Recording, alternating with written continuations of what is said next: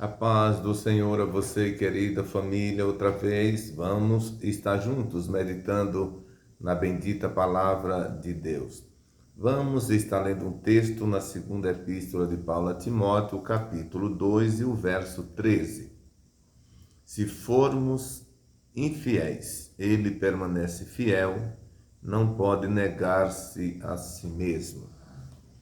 Meus queridos, a todos a minha sincera gratidão por sua inscrição nesse canal, pelo seu compartilhamento, seu like, por você ter deixado seu comentário. Muito obrigado de coração. Você que ainda não fez, faça isso também, porque você vai ajudar bastante para que esse canal ele seja realmente visitado por outras pessoas.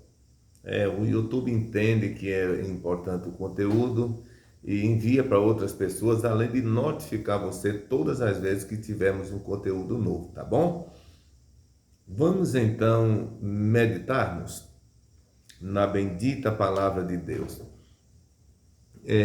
Para os que têm nos acompanhado diariamente, sabem que nesses dias nós estamos falando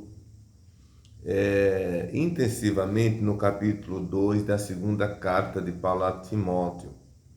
Momento em que Paulo estava preso, de lá não saiu mais, senão para ser decapitado, e que Timóteo, Paulo conheceu, tomou conhecimento que ele estava desanimado, dado as muitas opressões.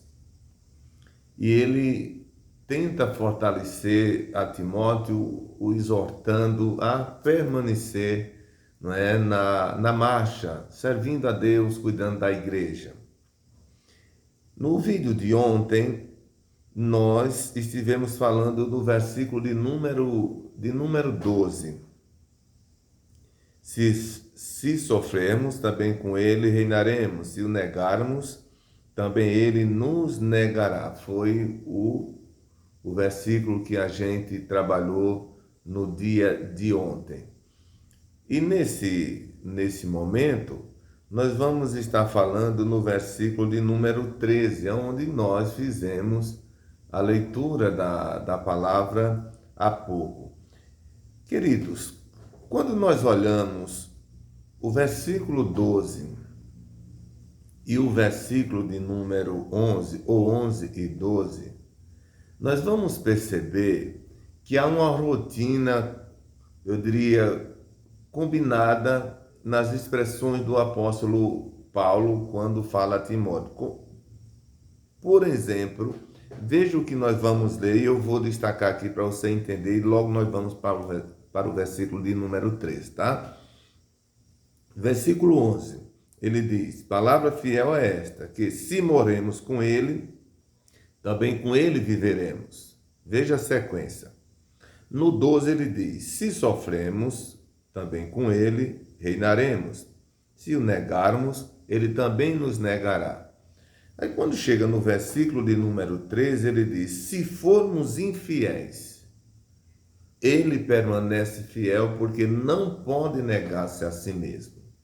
Veja que há uma descontinuidade do ritmo em que Paulo ia falando a Timóteo, porque ele agora entra não só para o sofrimento. Se a gente sofrer, vamos também ser abençoados. Se a gente morrer, a gente também vai ressuscitar. E ele sai e entra para a infidelidade, porque ele diz: se formos infiéis, ele permanece fiel, porque ele não pode negar-se a si mesmo. Observe que Paulo, ele dá ênfase aqui, queridos, à fidelidade de Deus. Porque depois de Paulo falar tanto a Timóteo sobre o dever de continuar, ele diz para Timóteo: Timóteo, se nós, e ele se inclui também, porque nesse caso Deus não tem preferência por ninguém em desobedecê-lo. O amor de Deus é que todos, o desejo de Deus é que todos realmente sejam salvos. Foi o que ele quis e fez na cruz do Calvário. Foi uma obra para alcançar todos os seres humanos, ontem, hoje e os que hão de vir. Mas ele diz, se formos infiéis, ele se inclui, Deus continua fiel, porque não pode negar-se a si mesmo. Ele pode morrer, ele pode sofrer, ele pode chorar, ele pode ser sepultado, ele pode ressuscitar. Agora, uma coisa, Timóteo, que ele não pode é ser infiel. Porque ele não pode negar-se a si mesmo, ou seja, não há contradição em Deus, é o que Paulo está mostrando para Timóteo. E daí nós temos alguns textos bíblicos mostrando que a fidelidade de Deus, ela é de eternidade a eternidade. Senão, vejamos o que a gente lê no livro de Números, capítulo 23 e o versículo de número 19. Deus não é o homem para que minta, nem o filho do homem para que se arrependa.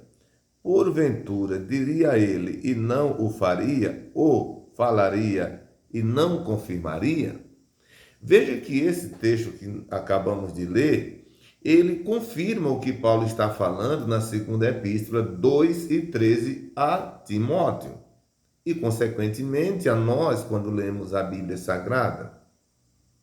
Deus não há nele contradição, em Deus não há contradição. E esse texto que nós estamos lendo agora, em Números 23 e 19, eu vou ler de novo. Deus não é o homem para que minta. O homem pode mentir intencionalmente ou não intencionalmente. Pastor, como pode ser intencionalmente e não intencionalmente?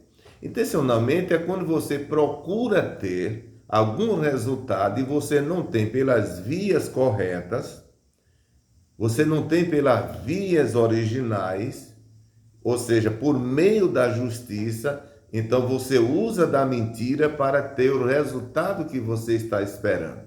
Isso é intencional. E não intencional é quando você republica sem ter uma análise daquilo que você ouviu, daquilo que você escutou, daquilo que lhe disseram, e você refaz ou passa para frente aquilo ali. É uma mentira mal intencionada. Você participou, mas você não teve intenção, certo? Então, diz que Deus não é o homem para que minta, por hipótese alguma. Nem filho do homem para que se arrependa. Ele não tem necessidade de se arrepender, porque arrependimento é para quem erra, para quem peca, não é? Aí ele diz, porventura diria ele, não faria? Ou ele falaria e não confirmaria? É impossível que isso ocorra, não é? Aí nós temos ainda em primeiro livro de Samuel 15, 29, olha o que nos diz o texto. E também aquele que é a força de Israel não mente, nem se arrepende, porquanto não é o homem para que se arrependa. Aqui está falando de Deus outra vez, ele não é o filho do homem, e chama aqui a força de Israel, o texto diz força de Israel.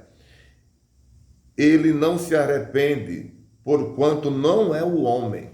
Aí a gente ainda tem uma outra referência que eu quero ler com os queridos amigos e irmãos, que está em Romanos capítulo 3, versículo 3 e o verso 4, que diz: pois que, se alguns forem incrédulos, a sua incredulidade aniquilará a fidelidade de Deus. Aí o 4 diz, de maneira nenhuma.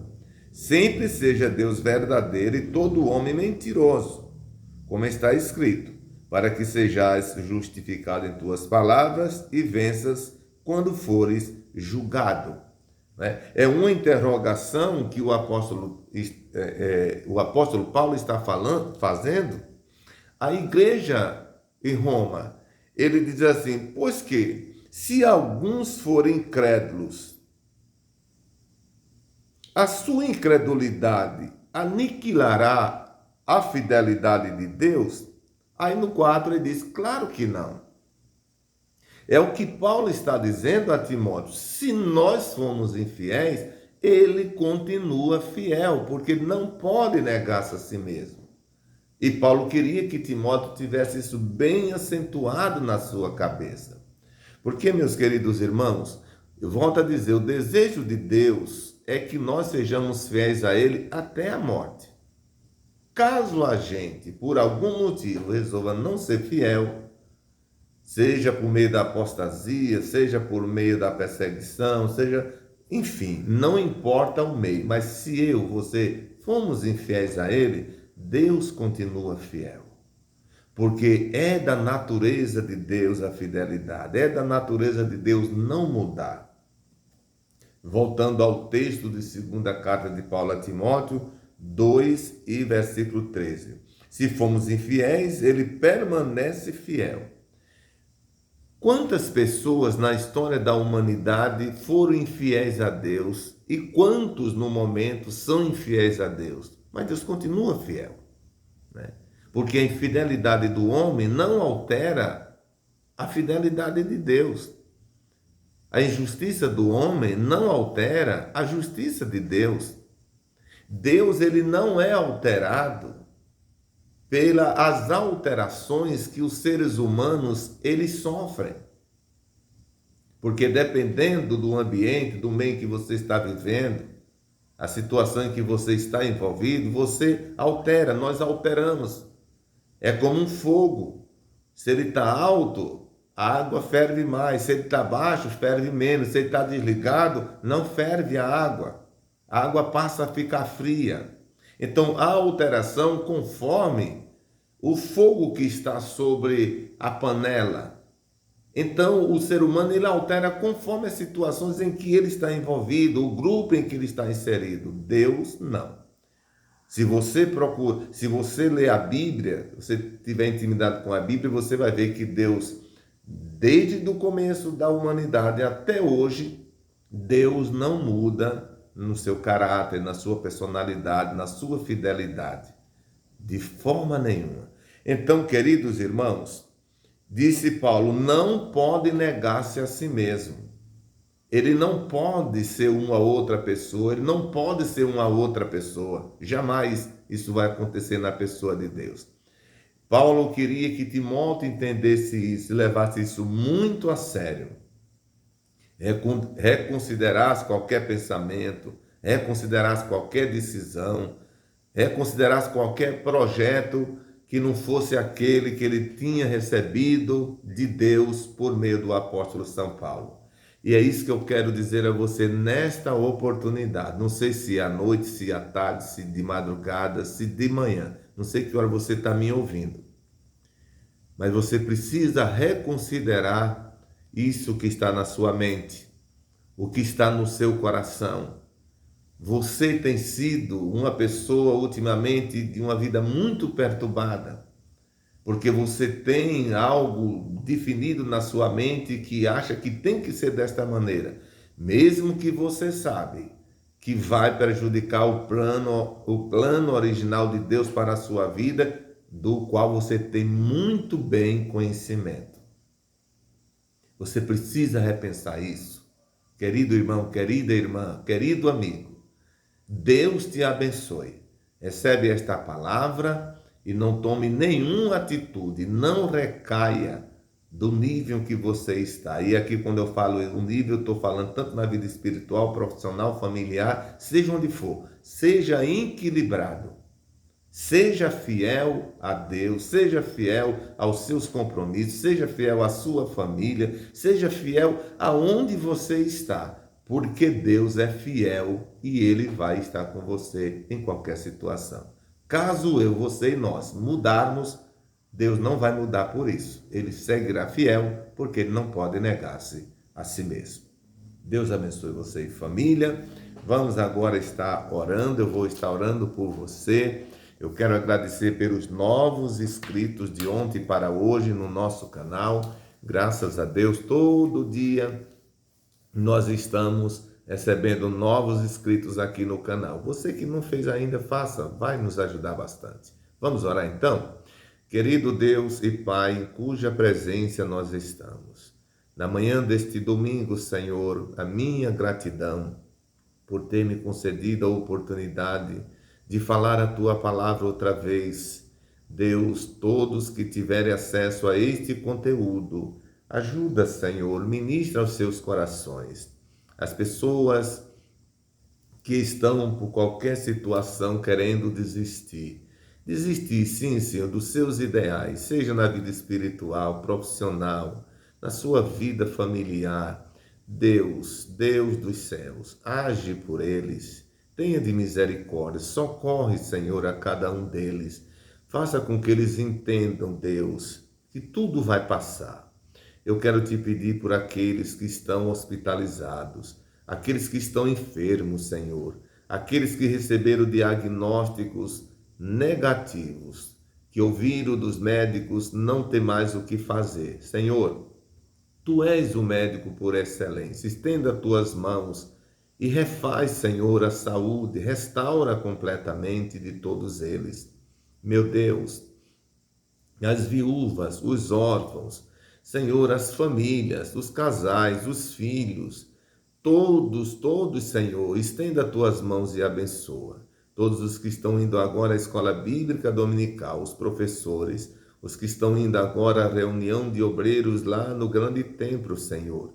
Ajuda, Deus, tenha de misericórdia, fala conosco. Eu te peço por todas as nossas lideranças espirituais nesse Brasil, no mundo, os missionários.